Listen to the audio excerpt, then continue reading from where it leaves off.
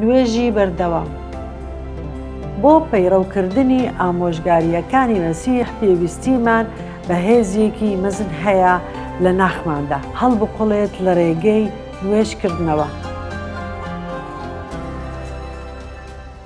لەم قۆناغەی وتاری سەر چیاکە عیسا فەرموودەی دیاریکراوی دەرخست سەبارەت بەوەی کە چۆن کەسێک بە پێی خواستی بژێت. عیسا دەزانێت کە ئەوان ناتوانن بە توانای خۆیان ئەم شتە بکەن. با بگەڕێینەوە بۆ ئەوەی عیسا لە مەتا 7:7-8 فەرمووی: داوا بکەن، بگەڕێن، لە دەرگا بدەن، داوا بکەن پێتان دەدرێت، بگەڕێن دەدۆزنەوە، لە دەرگا بدەن لێتان دەکرێتەوە. چونکە هەر کەسێک داوا بکات وەردەگرێت، ئەوەی بگەڕێت دەدۆزێتەوە، ئەوەش لە دەرگا بدات لێی دەکرێتەوە. قوتابیەکان دانیشتوون ئەم فەرموودەیە دەبیستن. پرسیارەکە ئەوەیە: چۆن پەیڕەوی بکەن؟ لە خۆزگەکاندا دەبێت چۆن بن؟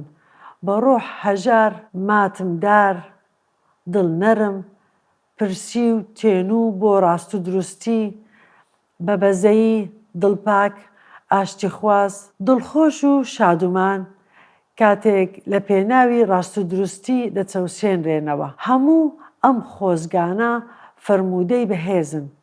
چۆن ئەنجامیان بدەن؟ عیساش دەزانێت کە ئەوان پێویستیان بە یارمەتیە، بۆیە هانیان دەدات و پێیان دەفەرموێ نوێژ بکەن، دوای یارمەتی بکەن. هێزێکی مەزن هەیە.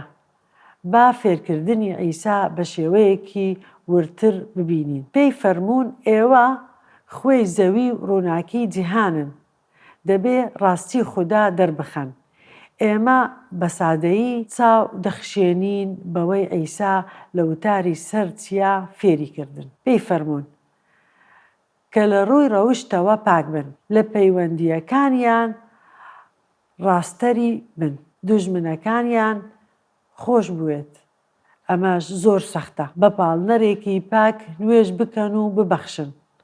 لە ئاسماندا گەنجینە هەڵبگرن، نەک لەسەر زەوی. چۆن هەموو ئەم شتانە بکەن؟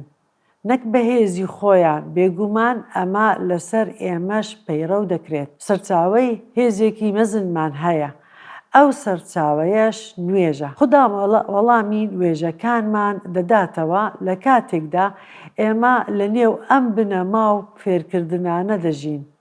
کەواتە پرسیاری پەیڕەوکردن و وەڵامدانەوە ئەمەیە: چۆن فێرکردنەکانی عیسا دەربارەی نوێژکردن دەبەستێتەوە لەگەڵ ئاشکراکردنەکانی خوددا بۆ یەرمیا لە پەیمانی کۆن.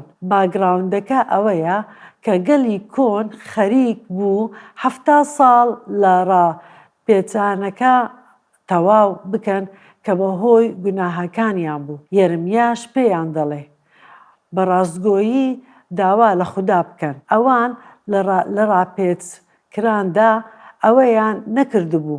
یەرمیا 29:12-13 جا لێم دەپاڕێنەوە و دێن و نوێژم بۆ دەکەن، منیش گوێتان لێ دەگرم، ڕووتان لە من دەکەم، بۆتان دەردەکەوم کاتێک بە هەموو دڵتانەوە ڕووتان لێم دەکەن. مەسیحیش ئەوە دووبارە دەکاتەوە کە لە یەرمیا بەڵێنی دابوو: خوددا بە نوێژکردن ستایش دەکرێت. با پێکەوە بنەماکە دووبارە بکەینەوە و لێی فێربین. بۆ پەیڕەوکردنی ئامۆژگاریەکانی مەسیح پێویستیمان بە هێزێکی مەزن هەیە لە ناخماندا هەڵبقوڵێت لە ڕێگەی نوێژکردنەوە.